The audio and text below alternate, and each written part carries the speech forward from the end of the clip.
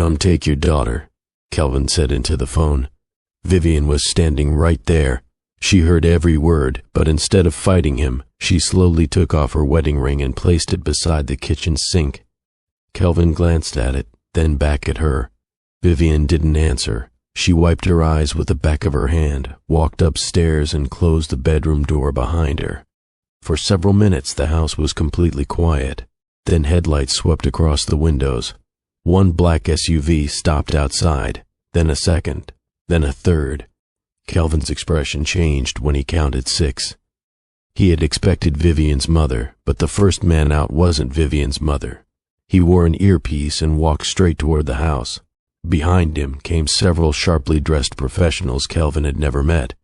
Then a woman stopped at the front door, looked directly at him, and said calmly, "Mr. Kelvin, we're here for Vivian." Kelvin stared at her. "Who are you?" The woman didn't answer. She simply looked past him toward the staircase. "Vivian, are you ready?" And from upstairs came the quietest answer Kelvin had heard all night. "Yes. Welcome to Greer Stories, my amazing family." The first thing most people noticed about Vivian Carter was that she never seemed to be in a hurry. Even when she had 3 meetings in one afternoon, she walked into each one with the same calm expression, usually carrying a paper coffee cup and a folder that had seen better days. That was how people knew her in Greenwich. Not as the daughter of a wealthy family, not as the woman responsible for a foundation that quietly helped families across Connecticut. They knew her as Vivian, the woman who could sit with a family facing eviction in the morning and spend the afternoon arguing with a contractor about whether a wheelchair ramp had been installed properly. Her work mattered to her, maybe because it had been handed to her by someone who had mattered even more. Her father had built his wealth through businesses and property investments, but Vivian had never grown up believing money made a person important. After his death, she inherited responsibilities she hadn't asked for, and a foundation that needed someone willing to take those responsibilities seriously. She became its executive director and controlling trustee. Housing assistance, legal support, medical expenses, transportation, emergency help for families who had run out of options. Vivian rarely talked about the size of the operation. She didn't need people looking at her differently because of her last name. She drove an ordinary car.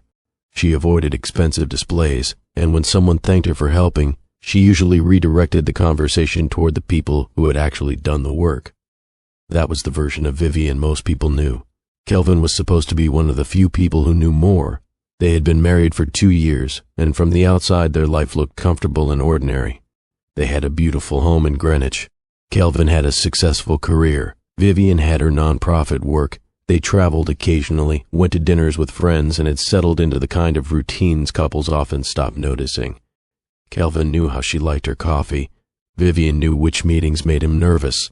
He called her before important presentations, even when he pretended he didn't need encouragement. On Saturday mornings, they sometimes sat at the kitchen island with their coffee and talked about nothing important. Those mornings had been some of Vivian's favorite moments. There was nothing impressive about them. That was exactly why she loved them. Before Kelvin, Vivian had already seen what money could do to a relationship. Someone close to her had once been involved with a man whose attitude changed after he discovered her family's financial position. His attention changed first, then his expectations. Eventually, disagreements stopped being about the relationship and started becoming arguments over what he believed he deserved. Vivian had watched it happen. She remembered what it did to the woman she cared about. And somewhere in the back of her mind, she made herself a promise. The next man she loved would have to love Vivian first. Not the Carter name, not the foundation, not the money, just her. So when Kelvin came into her life, she kept that part of herself separate. She told him her father had left her responsibilities. She told him she worked with a foundation. She told him she was comfortable. But she never sat him down and explained the full extent of her family's wealth or what being a Carter trustee actually meant. Kelvin never pushed. That mattered to her. He liked that she didn't need expensive restaurants to enjoy a night out. He liked that she could laugh when plans went wrong. He liked that she remembered the names of people they had met only once. Most importantly, he seemed to like Vivian without needing anything attached to her. For a while, that was enough. Then their marriage began changing in ways neither of them recognized at first. Kelvin started handling most of the larger household expenses. The mortgage, insurance, repairs, financial planning. It wasn't a formal decision. It simply happened. Vivian didn't object. She never believed love had to be measured by who paid which bill. Kelvin, however, slowly began interpreting the arrangement differently. At first, his comments sounded harmless. "I've got the big expenses. Don't worry about that. I'll handle it." Vivian heard care in those words.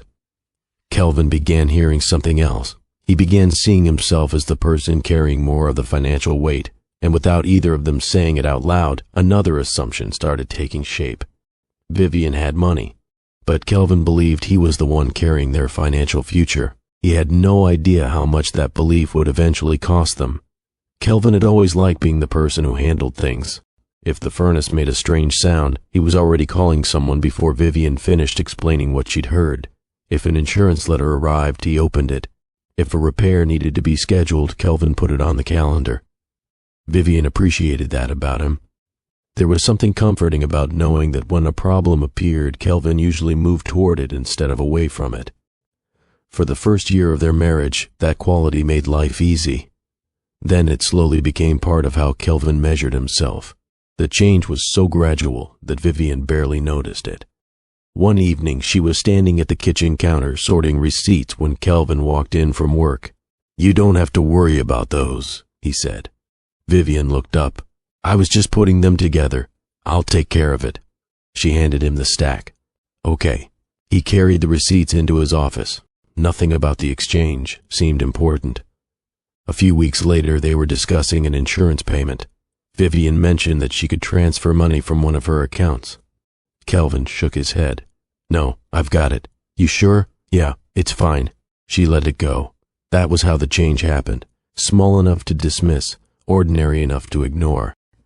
Kelvin wasn't announcing that he wanted control of the household. He wasn't telling Vivian she couldn't spend her own money. He simply kept stepping forward, and Vivian kept letting him.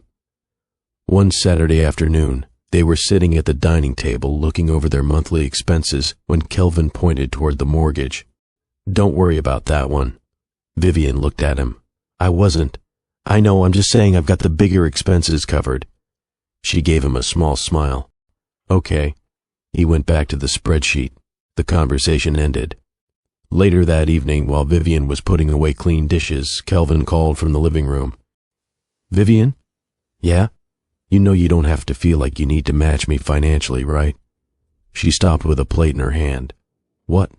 "I just mean, I know I handle more of the big stuff." Vivian looked at him for a moment. "I have never said you didn't. I know." He hesitated. "I just don't want you stressing yourself out trying to keep up." The words weren't cruel. That was what made them difficult to challenge. Vivian placed the plate in the cabinet. "I appreciate that." Kelvin nodded and turned back toward the television.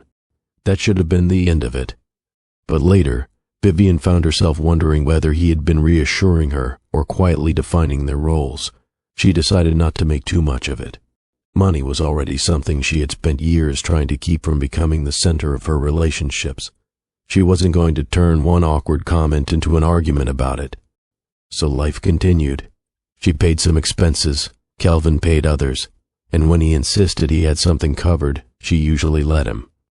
There were moments when she almost told him the truth. One night after dinner with friends, Kelvin complained about how expensive the house had become.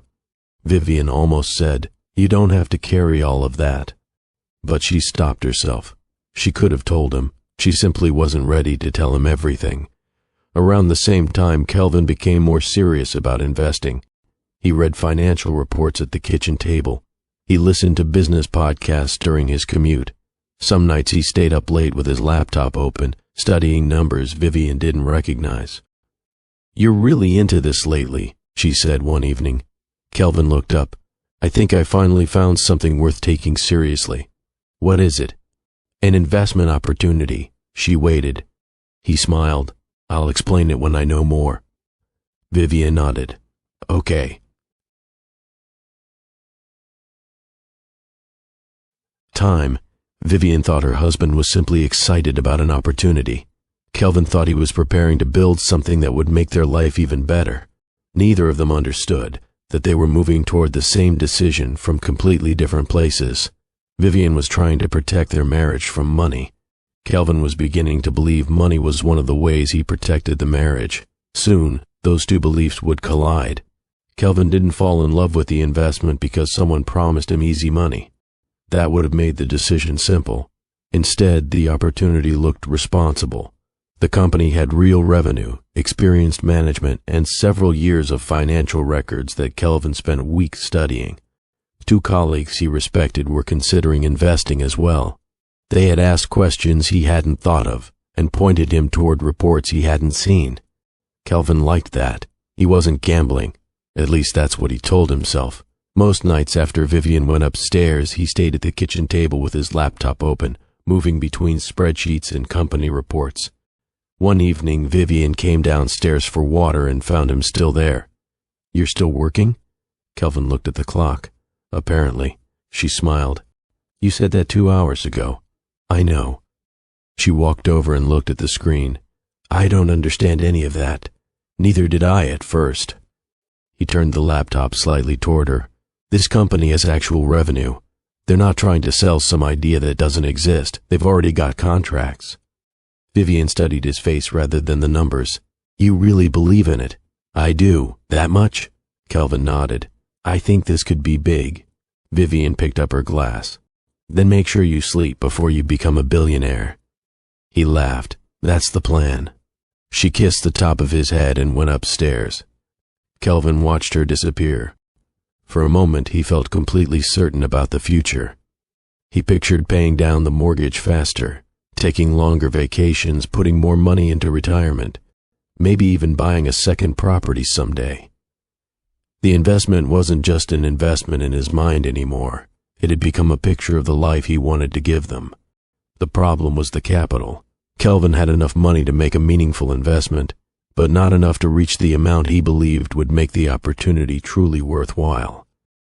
He looked at several financing options. Some were too expensive, others required terms he didn't like. Then he began looking at the equity in the Greenwich house. The numbers caught his attention. The house had appreciated since they bought it. There was substantial equity sitting there. Kelvin stared at the figure on his screen for a long time. It wasn't as if he planned to sell the house. He wasn't even thinking about doing anything reckless with it. He would borrow against the equity, invest the money, use the returns to pay down the financing. If everything worked as projected, they would come out ahead. He leaned back in his chair. It made sense, at least on paper. The only problem was Vivian, not because he thought she would never understand the investment. He thought she would be cautious. She always was. She would ask questions. She would want more time. She might tell him to wait. And Kelvin had already begun to believe that waiting could cost them the opportunity. He told himself he would talk to her once everything was further along.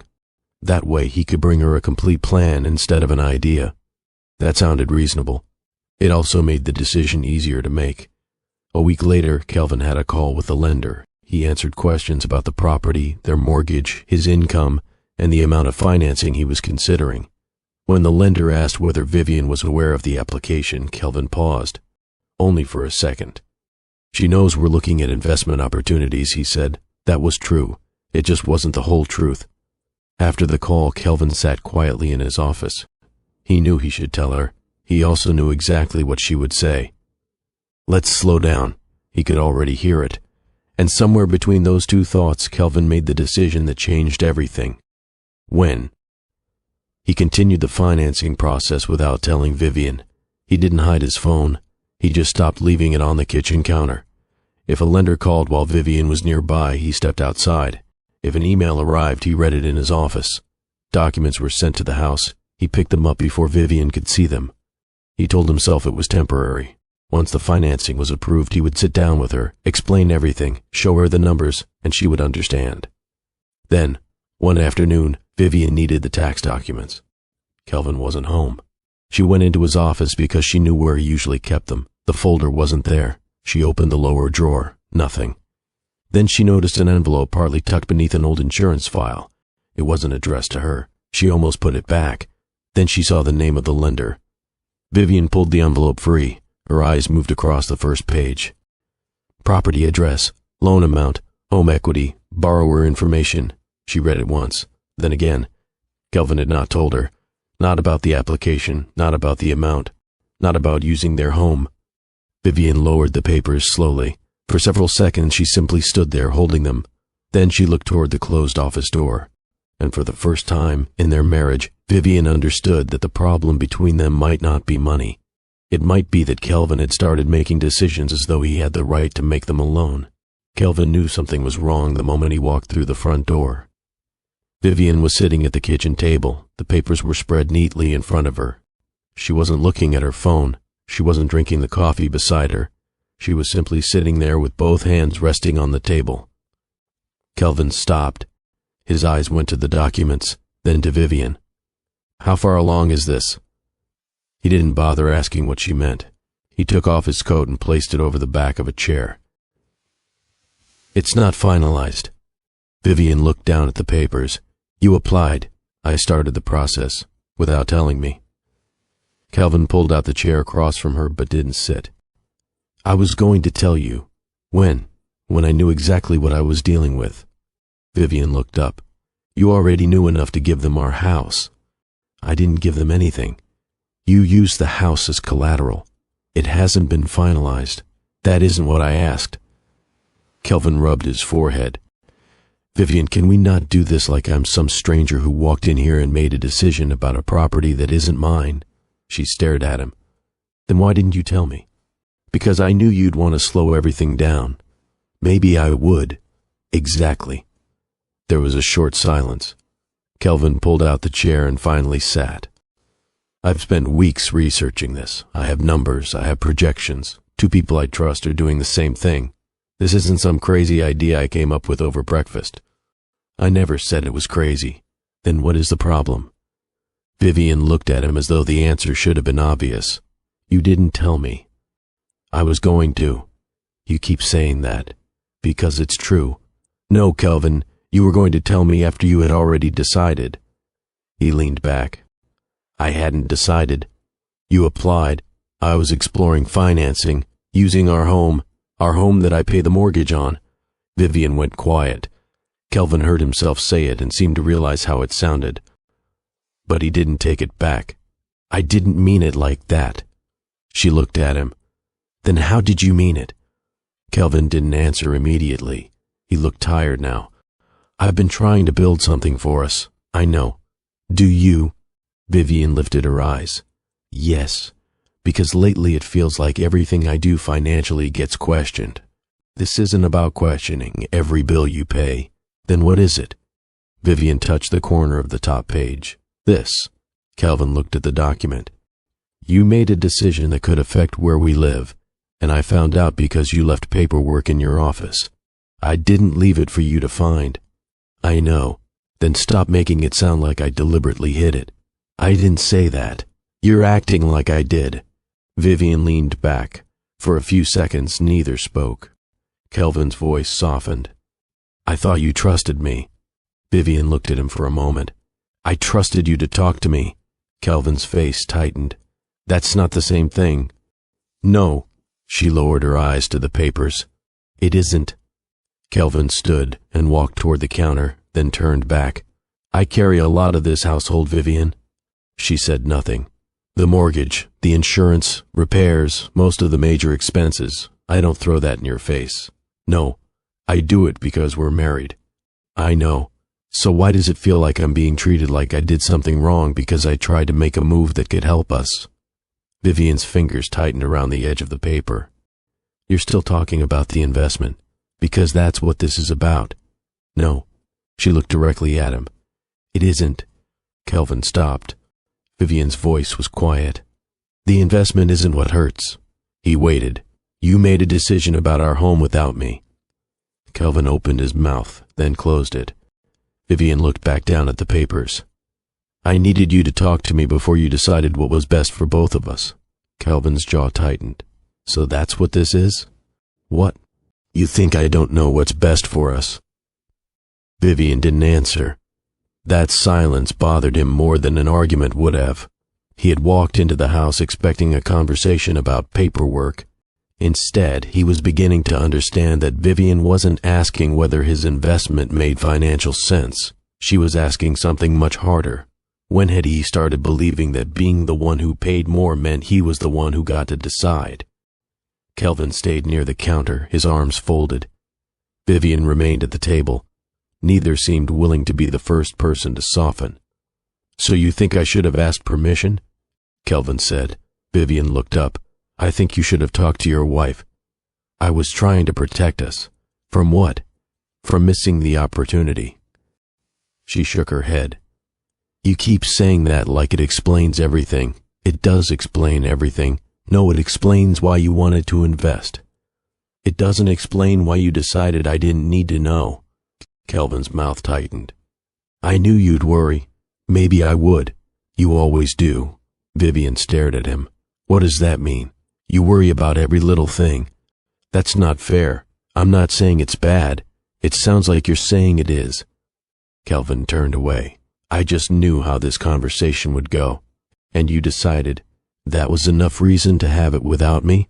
"I didn't say that. You didn't have to." The room went quiet. Kelvin picked up the document from the table. "You're acting like I've already put the house in danger." "You haven't?" "No." "Then why does this paperwork say otherwise?" "Because that's how financing works." Vivian gave a short, humorless laugh. "I know how financing works." Kelvin looked at her. That answer caught him off guard. For a second, neither of them spoke. Then Kelvin placed the paper back on the table. "I don't understand why you're making this bigger than it is." Vivian's expression hardened. "Because you keep telling me it's small. It's an investment. It's our home. And I am trying to make more money for us. I didn't ask you to." Kelvin blinked. "What?" "I didn't ask you to take this risk for me. I'm not doing it just for you." "Then why do you keep saying it's for us?" "Because we're married." Vivian stood. "So being married means you get to decide what risks we take." "No, but that's what you did." Kelvin shook his head. "I made a financial decision about something we both live in. I pay most of the expenses." Vivian stopped. There it was again, not shouted, not cruel, just sitting between them. She looked at him. "Say that again." Kelvin hesitated. "I said I pay most of the expenses." "And?" "And what? What does that have to do with this?" "It has everything to do with it." Vivian's voice became quieter. "No, it doesn't." Kelvin stepped away from the counter. "I've been carrying a lot here. I know, and I've never complained. You're complaining now, because I feel like you don't appreciate what I do." Vivian stared at him. "I appreciate what you do. Then why am I being treated like I can't make one decision?" "Because this isn't one decision." Kelvin frowned. "What does that mean?" "It means you didn't just decide where to put your money." She pointed toward the papers. "You decided what risk our home should carry." Kelvin looked down. Vivian continued. "And you decided I would find out after you'd already started." "I was going to tell you. After." He didn't answer. That single word seemed to sit heavier than everything else. Vivian folded her arms. "You know what hurts?" Kelvin looked at her. "You think because you pay more you get the final say." His face changed. "I never said that." "You don't have to." "Yes, I do." "No, I do." "Kelvin, you're putting words in my mouth, and you're putting decisions in my hands that I never agreed to carry." He looked away. For the first time, neither of them seemed to know how to get back to the original conversation. The investment was still sitting on the table, but it had become almost irrelevant. Kelvin wasn't thinking about the company anymore. He was thinking about how unappreciated he felt. Vivian wasn't thinking about the financing terms. She was thinking about how quickly her husband had begun confusing responsibility with authority. Neither said those things aloud. Instead, Kelvin reached for his phone. Vivian watched him. "What are you doing?" He didn't answer. He unlocked the screen and scrolled through his contacts. "Kelvin." He kept scrolling. She took one step toward him. "Who are you calling?" He finally looked at her. "Your mother." Vivian froze. Kelvin pressed the call button, and before either of them understood how far the argument had gone, he lifted the phone to his ear. The call connected on the second ring. "Hello?" "Mrs. Winston?" Kelvin said. "Kelvin, honey, how are you?" He looked at Vivian. For 1 second, something in his expression softened. "I'm okay, Mrs. Winston. You sound tired. Everything all right over there?" Kelvin swallowed. "I think you need to come get your daughter." The warmth disappeared from her voice. "Kelvin?" Vivian's face changed. Not dramatically. Her shoulders simply dropped. Kelvin continued before Vivian could speak. "We've been going back and forth about some things, and I don't think this is getting anywhere." Mrs. Winston was quiet. "What happened?" He glanced at the papers on the table. "She doesn't support what I'm trying to do." Vivian looked at him. He kept talking. "I've been trying to make a decision that's good for both of us, and somehow I'm the bad guy because I didn't have the conversation the way she wanted." "Kelvin," Vivian said quietly. He held up one finger. "Just give me a minute." She stopped. Mrs. Winston spoke again, more carefully this time. "Where is Vivian?" "She's right here." Kelvin looked directly at his wife. "She can talk to you herself." He held the phone toward her. Vivian didn't reach for it. "Tell her I'm okay." Kelvin frowned. "You're okay?" "Yes, you're not okay. I said I'm okay." He lowered the phone. For a moment, he looked almost confused by her calmness. Then his frustration returned. "See, this is what I'm talking about." Vivian stared at him. "You called my mother because I don't know what else to do. You could have talked to me. We've been talking for an hour. No, you've been defending yourself for an hour." Kelvin's jaw tightened. "That isn't fair." Vivian looked toward the phone. "Give it back to her." He raised it again. "Mrs. Winston, I really think she should come home with you for a few days." Vivian's eyes closed briefly. Kelvin didn't notice. Or maybe he did and chose not to respond. "I just need some space," he continued. "We both do." Mrs. Winston was quiet for a moment. Then she said, "I'll call you back." The line went dead. Kelvin lowered the phone. For several seconds, neither of them moved. Vivian looked at the wedding ring sitting beside the sink. Then she walked over to it. She picked it up. Kelvin watched. "You're really doing this?" Vivian looked at the ring in her palm. "I don't know what I'm doing." It was the first uncertain thing she'd said all evening. Kelvin took a step toward her. "Vivian," she closed her fingers around the ring. "I need to go upstairs. Are you leaving?" She looked at him. "I don't know." Then she walked away. Kelvin remained in the kitchen. He listened to her footsteps disappear up the stairs. A bedroom door closed. He stood there for a while, staring at the phone in his hand. He had expected anger. He had expected her to fight. Instead, the house became quiet. Kelvin poured himself a glass of water. He checked his phone. Nothing. 5 minutes passed, then 10. He walked toward the front window. Headlights moved slowly across the end of the street. He frowned. A black SUV turned onto their block. Kelvin watched it approach. It stopped outside the house. He waited for someone to get out. Then another set of headlights appeared. A second black SUV followed the first. Kelvin straightened. "What?" Another vehicle turned the corner. Then another. He walked closer to the glass. 4, 5, then 6. 6 black SUVs were now parked outside his home. Kelvin stared at them. He had expected Mrs. Winston to call back. Instead, headlights kept appearing at the end of the street. Then the doors began opening. The first man out wore an earpiece. He looked toward the house before speaking briefly into his sleeve. 2 more people stepped out behind him. Then another vehicle opened. A woman in a dark coat emerged, holding a leather folder against her side. Kelvin didn't recognize her. He watched as they walked toward the front door with the calm confidence of people who knew exactly where they were going. His hand remained on the curtain. One of the men looked directly at the house. Then the woman beside him said something Kelvin couldn't hear. The group stopped. Kelvin took a step backward. He had called Mrs. Winston expecting someone to come collect her daughter, but the people standing outside didn't look like anyone who had come for a family argument. They looked like people who had come because Vivian had somewhere else to be. Kelvin stared at the 6 SUVs again. For the first time, he wondered if he had ever really known where Vivian belonged when she wasn't beside him. Kelvin stood behind the living room window and counted them again. 6, all black, all parked along the quiet street outside their house. For a moment he wondered if he had misunderstood what he was seeing. Then the driver's door of the first SUV opened.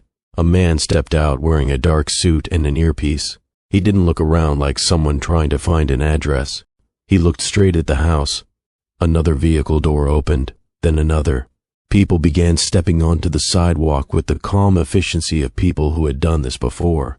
No police lights, no shouting. No one appeared rushed. Kelvin's hand stayed against the window. He had expected Vivian's mother. That was what he had told himself would happen after the call. Instead, the first man walked directly toward the front entrance. Kelvin stepped back from the glass. "What is this?" He looked toward the staircase. "Vivian?" There was no answer. A knock came at the door. 3 quiet knocks. Kelvin opened it. The man with the earpiece gave him a polite nod. "Good evening, Kelvin." Kelvin stared at him. "You know me?" "Yes." The answer came so easily that Kelvin didn't know what to say. Before he could ask another question, a woman stepped forward. She was in her 40s, professionally dressed, carrying a leather folder against her side. "Good evening, Kelvin." He looked at her. "Do I know you?" "No, but we've met." He searched her face. "Nothing." She offered her hand. "Marianne Brooks." Kelvin shook it automatically. Then a man stepped up behind her. "Daniel Reed." Kelvin's eyes moved between them. "What is going on?" Daniel glanced toward the staircase. "Vivian's upstairs?" Kelvin gave a short, confused laugh. "Yeah, she's upstairs." Marianne nodded. "Okay." There was something about the way she said it that bothered him. Not fear, not concern, just certainty. More people were getting out of the SUVs now. Kelvin looked past them. "How many of you are there?" Daniel gave a small shrug. "Enough. It wasn't a joke." Kelvin stepped farther into the doorway. "Is Vivian's mother coming?" Marianne's expression changed slightly. "No." That answer landed harder than it should have. Kelvin looked down the street. 6 vehicles, people he didn't know, a security professional standing outside his home as though the property were familiar territory. Then Marianne looked past him again. "Vivian?" Her voice was calm. "Are you ready?" Kelvin turned.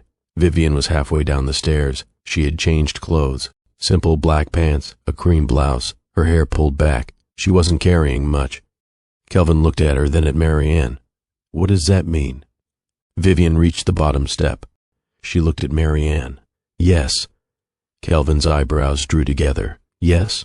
Vivian nodded. Marianne stepped aside. "We'll give you a minute." Kelvin looked at Vivian. "Give you a minute for what?" Vivian didn't answer immediately. She walked toward the kitchen, the same kitchen where only minutes earlier her wedding ring had sat beside the sink. Kelvin noticed that it was gone. His eyes followed her hand. She wasn't wearing it. "Vivian." She stopped. "What? Who are these people?" Vivian looked toward the front door. Marianne and Daniel were waiting outside, not impatiently, not nervously, just waiting. "They came because I needed them." Kelvin gave a quiet laugh. "Tonight?" "Yes." "All 6 cars?" Vivian looked at him. "They're not all for me." "Then why are they here?" She hesitated. That hesitation was enough to make him angry again. "Vivian, I don't understand what's happening." "I know." Something about the way she said it made him stop. There was no accusation in her voice, no satisfaction. She wasn't enjoying his confusion. If anything, she looked tired. Kelvin glanced toward the people outside again. Daniel was speaking quietly with the security professional. Marianne was checking something on her phone. Nobody was looking inside. Nobody was treating Kelvin like an obstacle. That was strange. He had expected someone to demand that Vivian come outside. Instead, they were waiting for her. Kelvin looked back at his wife. "Are they here to take you somewhere?" Vivian reached for her coat. "They're here because I have somewhere I need to be." Kelvin went still. "You asked them to come?" Vivian nodded. That was when he understood the first thing he had gotten wrong. Nobody had come to rescue Vivian from him. Nobody was coming to collect a woman who had nowhere else to go. They were simply waiting for Vivian to decide what happened next. Daniel was the first to speak after Vivian reached the bottom of the stairs. "There's a housing partnership that needs your approval before 4. Vivian nodded. "I know. We've got counsel on the call, but they won't move without you. Okay. Kelvin looked between them. Approval for what? Daniel glanced at Vivian. She answered before he could. A foundation matter. Kelvin gave a short laugh. A foundation matter? Vivian looked at him. Yes. He looked at the people standing outside. How many people does a foundation matter need? Daniel's expression remained polite. Usually fewer. That almost sounded like a joke, but Kelvin wasn't in the mood for one. Marianne opened her folder. The deadline affects a regional housing agreement. There are funding documents that require Vivian's authorization, and the legal team needs her available. Kelvin looked at Vivian. You're going now. I need to. He shook his head. You couldn't tell me that? Vivian's eyes rested on him. I was going to. When? She didn't answer. The question sat between them. Daniel shifted the folder in his hands. There are also some asset questions connected to the Carter estate that need to be reviewed. Kelvin looked at him. What asset questions? Marianne answered carefully. Nothing is being decided tonight. We simply need Vivian to review some obligations attached to the family structure. Kelvin frowned. Family structure? Vivian looked down. Kelvin, no, I'm asking. He turned toward Marianne. What does that have to do with our house? Marianne didn't answer immediately. The proposed financing against the Greenwich property may have consequences that need to be reviewed alongside Vivian's existing responsibilities. Kelvin stared at her. What responsibilities?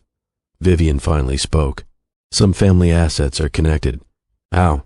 It's complicated. He gave a quiet laugh. Yeah, I'm starting to notice that. Vivian's face tightened.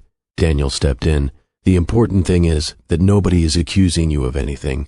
I didn't say anybody was. I know. Then why does everyone keep talking to me like I'm about to do something wrong? Because that's not what's happening. Daniel's tone remained even. You're trying to finance an investment using the equity in a jointly owned property.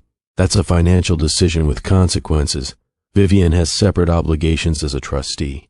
Those things have to be considered together. Kelvin looked at Vivian. Trustee. She didn't answer. Marianne did. Vivian is the controlling trustee of the Carter Family Foundation. Kelvin stared at her. He had known Vivian worked with the foundation.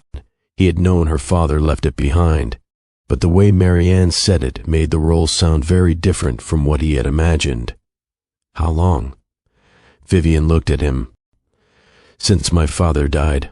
You're the one in charge? Yes. Kelvin glanced toward Daniel. And you? Daniel gave a small nod. Chief Operating Officer. Kelvin looked back at Vivian. The room felt different. Not because anyone had raised their voice, because pieces of information he had always considered separate were suddenly sitting beside each other. The foundation, her father's estate, the professionals, the legal documents, the SUVs. He looked at Marianne. How big is this foundation? Marianne hesitated. Vivian answered quietly. It's not important right now. Kelvin looked at her. It seems pretty important, not compared to what happened between us. That silenced him. Daniel checked his phone. We should go. Vivian nodded. She picked up her coat. Kelvin watched her. He had spent 2 years seeing the foundation as something Vivian worked for. He had never understood that it was also something she carried. That distinction bothered him more than he expected, because now he was looking at people who had known her in that world for years. They knew what decisions she handled.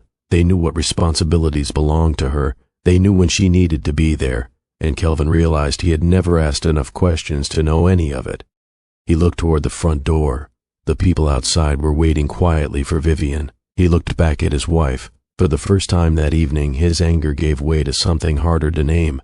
He had thought he was the person carrying the financial responsibilities in their marriage. Now he wasn't sure he had ever understood what Vivian had been carrying. Kelvin watched Vivian button her coat.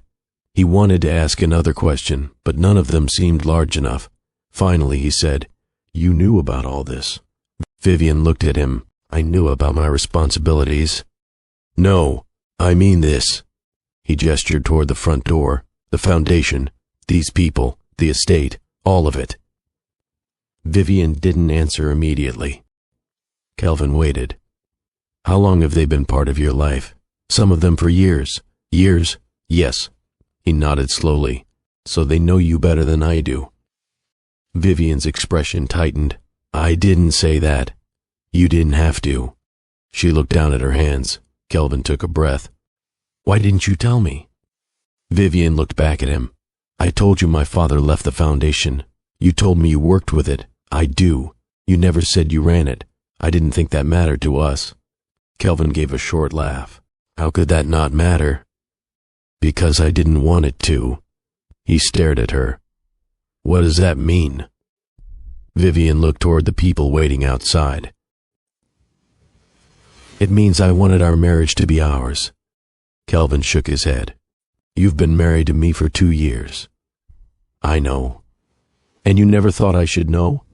I thought you should know me first. He looked away. Vivian continued quietly. I've seen what happens when people find out what my family has. I've watched relationships change. I've watched someone start looking at a person differently because of what they thought they could get from them. Kelvin's face hardened. So that's what you thought I'd do? No. Then why hide it? Because I didn't know. That stopped him. Vivian swallowed. I didn't know what would happen once you knew. Kelvin stared at her. You trusted me enough to marry me. Yes. But not enough to tell me who you were? Vivian's eyes filled, but she didn't look away. I was trying to find out if you loved me without all of this. Kelvin rubbed his jaw. You could have just asked me. I know. Instead, you let me believe. He stopped. Vivian waited. Believe what? Kelvin looked toward the kitchen, then the office, then the document still sitting on the table. That I was carrying more. Vivian didn't defend herself. She simply said, I never told you that you were. You didn't have to. The silence between them felt different now. Kelvin looked back toward the 6 SUVs, then at Marianne, then Daniel. People who knew Vivian's responsibilities, people who had worked with her for years, people who had never needed Kelvin to explain who she was. He turned back to his wife. How much of your life don't I know? Vivian stood very still. For a moment, Kelvin thought she might refuse to answer. Instead, she said quietly, a lot. He looked down. That answer hurt more than he expected. Not because she had admitted to having money, not because of the foundation, because he suddenly understood that while he had been building a picture of their marriage, Vivian had been living with an entire part of herself outside that picture, and she had chosen to keep it there. Vivian reached for the handle of the front door. Kelvin stepped aside. She paused before leaving. Kelvin, he looked at her. I didn't hide it because I wanted to hurt you. I know. I hid it because I was scared of what it might change. He nodded once. Neither of them knew what to say after that. Vivian opened the door. Marianne stepped forward. Daniel followed. The security professional moved toward the waiting vehicles. Kelvin remained in the doorway. He watched Vivian walk toward the SUVs without looking back. Then she stopped. For 1 second, she turned toward the house, toward him. Their eyes met. Neither smiled. Then Vivian got into the first SUV. The door closed. Kelvin stood there until the vehicle pulled away. For the first time since their argument began, he wasn't thinking about the investment. He was thinking about something much harder. He had spent 2 years believing he was the one building their future. He had never stopped to ask whether Vivian had already been carrying a life of her own. Daniel had almost reached the front door when he stopped. One more thing. Kelvin looked up. Daniel glanced at Marianne, then back at him. While we were reviewing an older foundation report for the housing matter, we came across something I think you should know. Vivian's expression changed. Daniel, I know. He opened the folder he was carrying. There was a Connecticut company mentioned in the report. He gave Kelvin the name. Kelvin recognized it immediately. That company? Daniel nodded. Kelvin looked at Vivian. What does the foundation have to do with them? Not directly, Daniel said. Not at the time. He turned a page. During the company's restructuring, there was an emergency stabilization program involving several Connecticut businesses and community organizations. Kelvin remembered that period. His company had been struggling badly. There had been layoffs, departments had been cut, people had been worried about losing their jobs. Kelvin had been one of them. He remembered walking into work one Monday and finding a notice about restructuring on the employee bulletin board. He remembered calling his older brother that night. He remembered thinking he might have to start over. "What kind of stabilization program?" Kelvin asked. "Financial support moved through an intermediary organization," Daniel said. The foundation was one of the organizations behind that broader effort. Kelvin stared at him. "You're saying the Carter Foundation helped my company?" "Part of the broader program, yes." Kelvin looked at Vivian. She shook her head. "I didn't know." "You didn't know?" "No." "When was this?" "Years before we met." Kelvin looked back at Daniel. "Did Vivian know anything about me then?" "No," Vivian answered quietly. "I didn't even know your name." That landed differently. Kelvin remembered that period of his life with uncomfortable clarity now. The company had survived. His department had survived. His position had survived. He had always thought of it as a fortunate break, a restructuring that somehow worked out. He had never wondered much about where the stabilization money came from. Daniel closed the folder. "We don't believe there was any direct connection between you and the foundation. The support wasn't targeted at individual employees." "I understand." Kelvin sat back. The coincidence was difficult to absorb.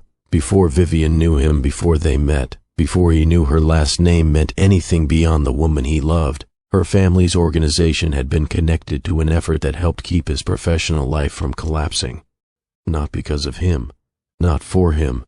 She hadn't known he existed, and somehow that made it more unsettling, because there was no way to dismiss it as Vivian secretly helping him.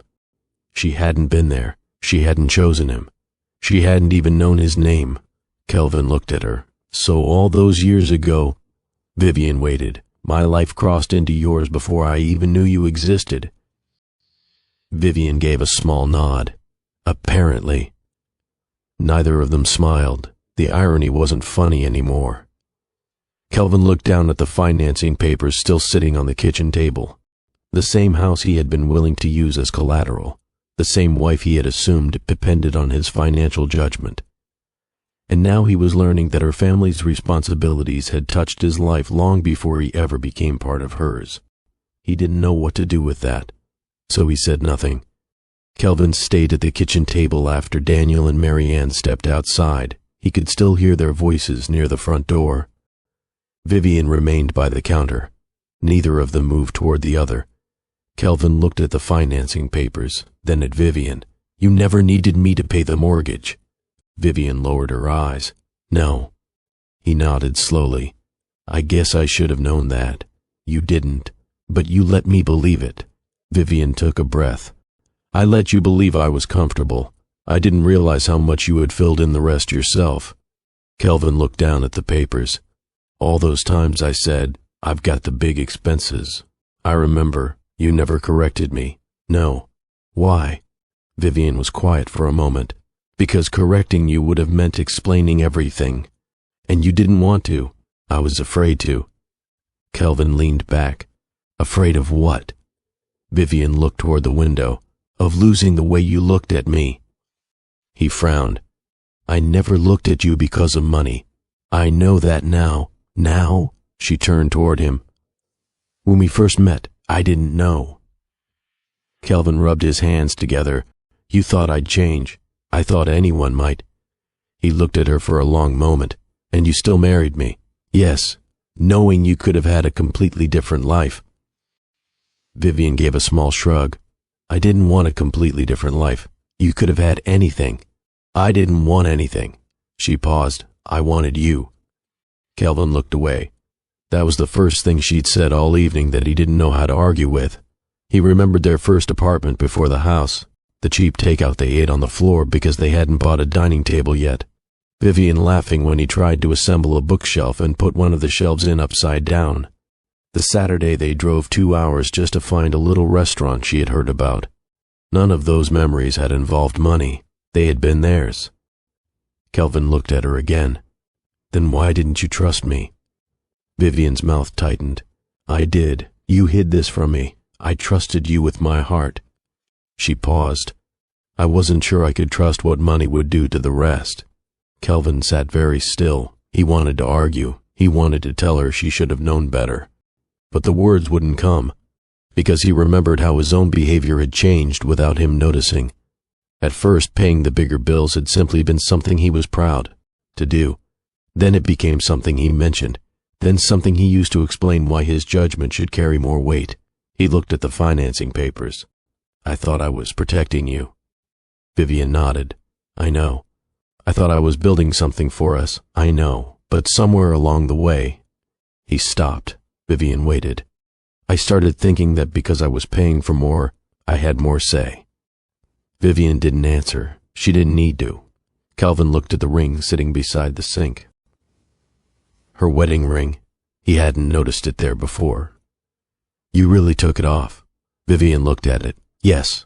"Why?" She didn't answer right away. "Because when you called my mother, something changed." Kelvin swallowed. "I was angry. I know. I didn't mean for you to hear that, but I did." He looked down. "I shouldn't have said it." Vivian nodded. "No, the word wasn't cruel, it was simply true." Kelvin leaned forward. "You never needed my money." Vivian shook her head. "No, and you still chose me." "Yes." He looked at her. "Why?" Vivian's eyes softened. "Because before all of this you made ordinary life feel good." Kelvin looked away quickly. For a few seconds neither of them spoke. The house was quiet. The SUVs were still outside, but the argument that had filled the kitchen earlier seemed far away now. Kelvin finally understood something that made the financing papers feel almost embarrassing. He had spent 2 years believing Vivian depended on what he could provide. She had spent 2 years choosing him while trying to make sure he never felt chosen because of what her family could provide. Vivian had hidden too much. Kelvin had assumed too much. And sitting across from each other in that kitchen, neither of them knew whether love was enough to undo what those 2 choices had already done. The SUVs were still outside when the kitchen finally became quiet. Marianne had finished her call. Daniel had stepped away to speak with a security professional. Vivian stood near the counter, her coat still on. Kelvin remained at the table. Neither of them seemed ready to move. Finally, Kelvin looked at her. "You should have told me." Vivian nodded. "I know." He looked down at the financing papers. "I don't mean just the money." She waited. "I mean about you." Vivian's fingers tightened around the edge of her coat. "I know." Kelvin leaned back. "How long were you planning to keep this from me?" "I don't know. That scares me. I understand." He looked at her. "Do you?" Vivian met his eyes. "Yes." Kelvin was quiet. Then he asked, "Were you afraid of me?" Vivian's answer came slowly. "Yes." He looked away. Not angry this time, just hurt. "Of what?" She swallowed. "Of what you might think." "You thought I'd see you differently?" "Yes." "Because of the money?" "Because of everything that comes with it." Kelvin stared at the table. He thought about the first time Vivian had told him about her father.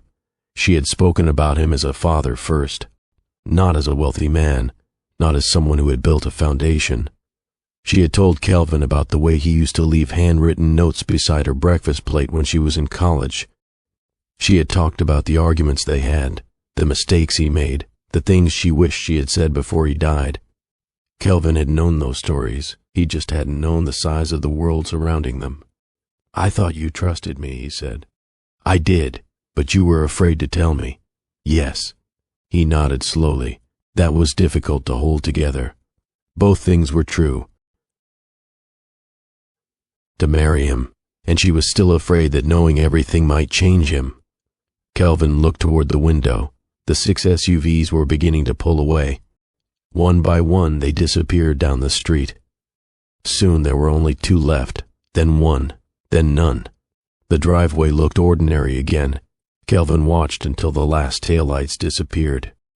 "They're gone." "Yes." He turned back toward her. "You're going with them?" Vivian hesitated. "I have work to finish." Kelvin almost smiled. "Of course you do." She looked at him. "I'll come back." The words hung there, not "I'm leaving," not "we're okay," just "I'll come back." Kelvin nodded. Vivian picked up her bag. She reached the doorway, then stopped. Kelvin? Yeah? I am sorry. He looked at her. For hiding this. He nodded. I'm sorry too. For what? He glanced at the financing papers. For making you feel like I had the right to decide for both of us.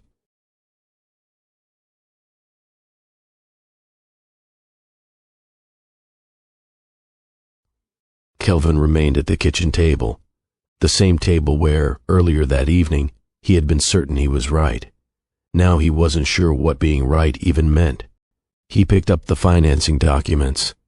The numbers were still the same. The investment still existed. The lender was still waiting.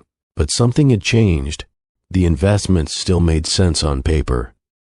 What no longer made sense was the way he had decided to pursue it.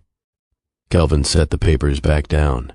Then he looked toward the empty chair across from him. For the first time, he wasn't trying to calculate what their marriage was worth. He was wondering whether they could learn how to speak honestly before the distance between them became permanent. Kelvin canceled the financing the next morning. He didn't wait for Vivian to ask him to. He called the lender, explained that he was withdrawing the application, and listened while the representative walked him through the steps.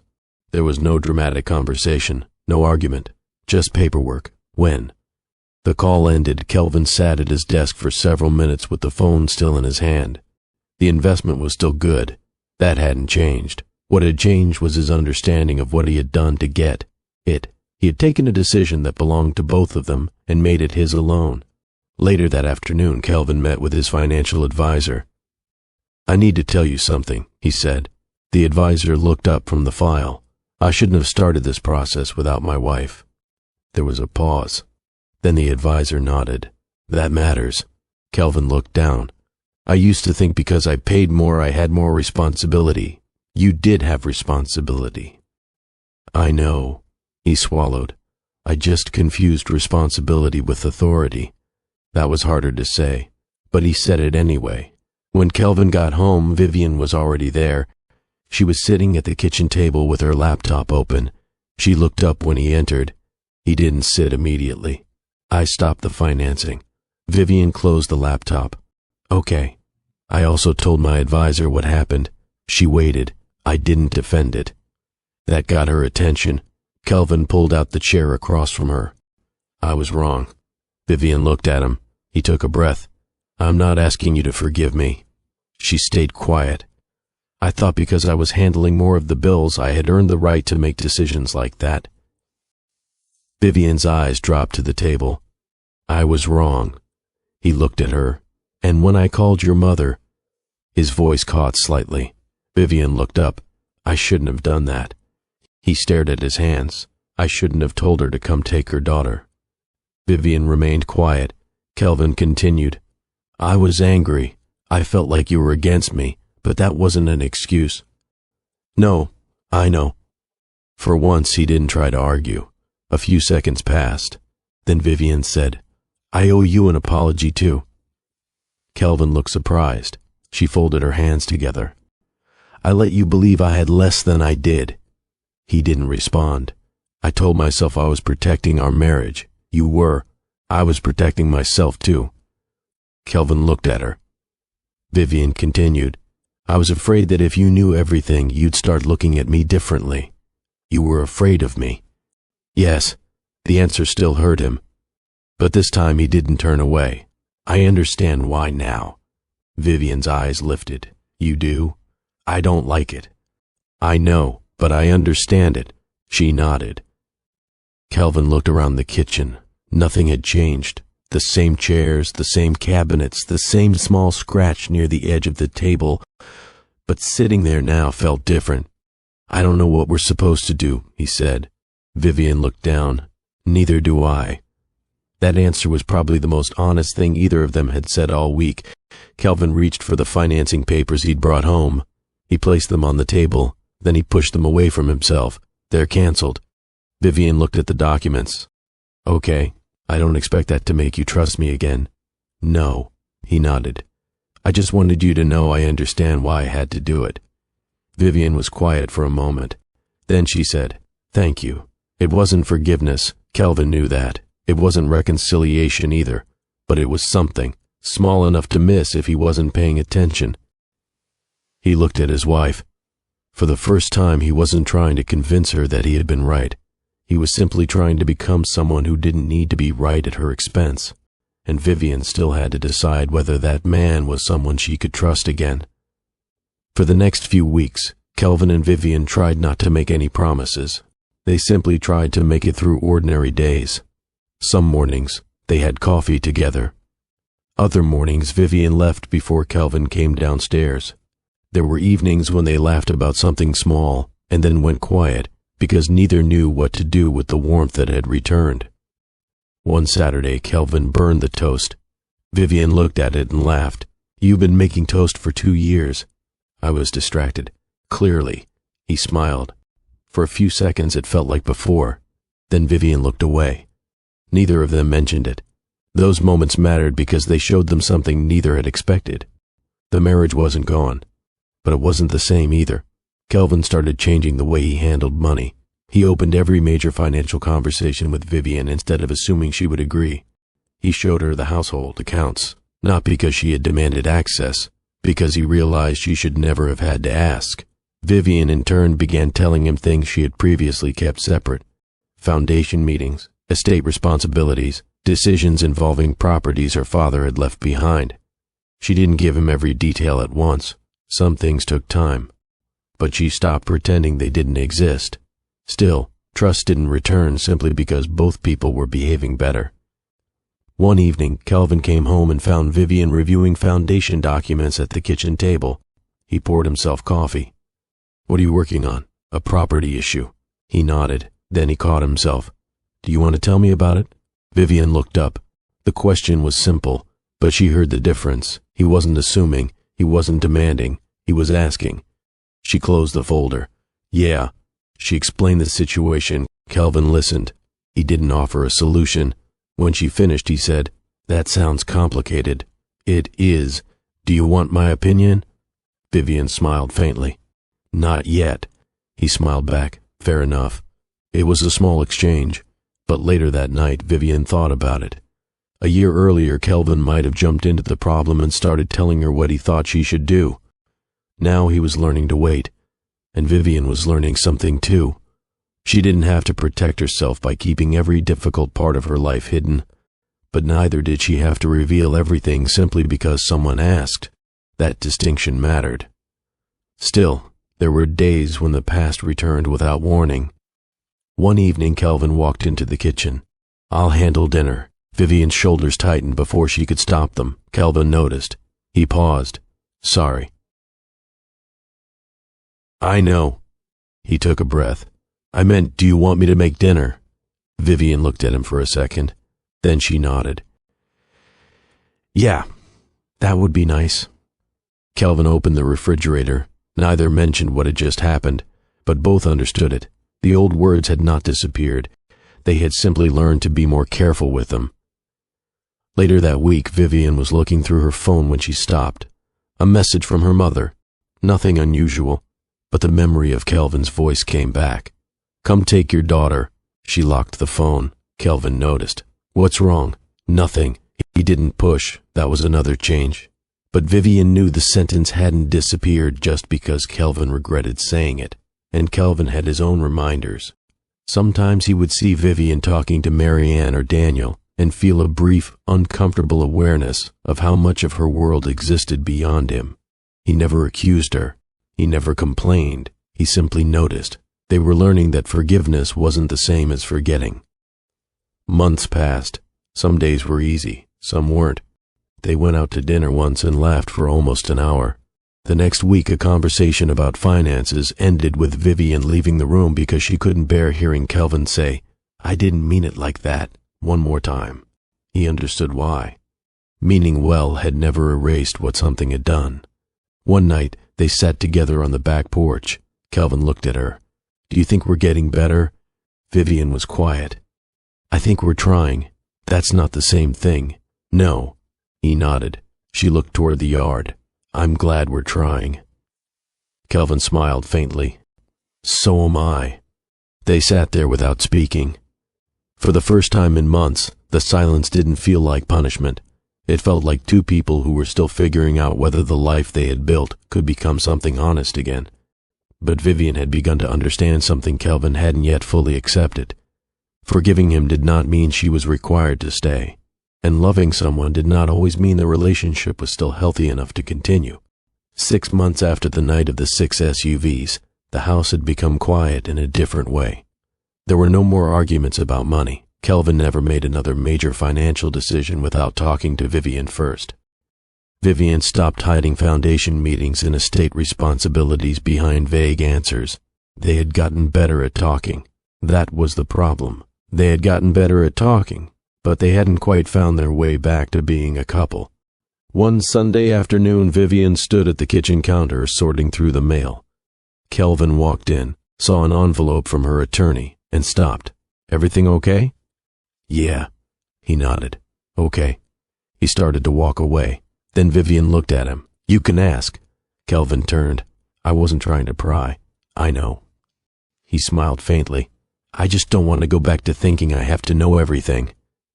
Vivian looked at him for a moment. "You don't." He nodded. There was a pause. Then Kelvin said, "I've been thinking."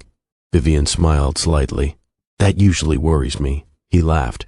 The moment was warm, small, familiar. Then his expression changed. "I don't think we're going to stay married." Vivian stopped sorting the mail. She looked at him. Neither spoke. The sentence had finally been said. Not during a fight. Not because somebody had slammed a door. Just because both of them had reached the same place. Vivian slowly put the envelope down. "I've been thinking that too." Kelvin nodded. He sat across from her. "Do you regret marrying me?" "No." The answer came quickly. He looked at her. "Even after everything?" Vivian shook her head. "I don't regret us." Kelvin looked down. "I thought if I canceled the financing, things would get better. They did. I thought if I apologized, they helped." He gave a small, tired smile. "But—" Vivian looked toward the window. "But we're still here." Kelvin waited. She rubbed her thumb against the edge of the envelope. "I don't know how to say this without making it sound worse than it is. Just say it." She took a breath. "I don't think we're bad for each other." Kelvin looked at her. "But I don't think we're good together anymore." He lowered his eyes. That hurt, not because it sounded cruel, because it didn't. "I keep thinking about how we got here," he said. Vivian nodded. "So do I." "I assumed things." "Yes." "You hid things." "Yes." He looked at her. "And even after we understood why, we couldn't completely undo it." Kelvin nodded. For a while they said nothing. Then Vivian reached across the table. She didn't take his hand. She simply rested her fingers near his. "I love you." Kelvin looked at her. "I love you too." Vivian's eyes filled. "That's what makes this so hard." "I know," he swallowed. "I don't want us to hate each other." "We won't. I don't want our last memory to be that night." Vivian shook her head. "Neither do I." Kelvin glanced toward the kitchen. The same counter, the same table, the same room where he had once been certain he was right. "We had some good years," he said. Vivian smiled through the tears. "We did." "The bookshelf." She laughed softly. "You put the shelf in upside down. I fixed it. You did not." He smiled. "And that restaurant 2 hours away. You complained the whole drive." "I did not." "You absolutely did." For a few seconds they laughed, real laughter, the kind they hadn't heard from each other in a while. Then the laughter faded, and neither needed to say what came next. They would separate, not because the love had disappeared, not because one of them had become a stranger, because they had finally understood that love could survive while a marriage stopped being healthy. Kelvin stood. Vivian looked up at him. He hesitated. "I hope you know something." "What?" "I never loved you for what you could provide." Vivian's eyes filled again. "I know. And I hope you know I chose you before I knew any of this." She nodded. "I know." He smiled sadly. "Good." Kelvin walked toward the doorway. Then he stopped. "Yeah?" "Thank you." She wiped her cheek. "For what?" "For loving me before I understood how to love you properly." Vivian looked at him. "You did love me." Kelvin nodded. I just didn't always know how to show it." Neither of them tried to make the moment bigger than it was. There was no final speech, no promise that they would somehow remain exactly the same, just two people standing in the kitchen, finally honest with each other. Later that evening, they began discussing the practical details of separating. There would be paperwork, there would be difficult conversations, there would be days when one of them regretted the decision.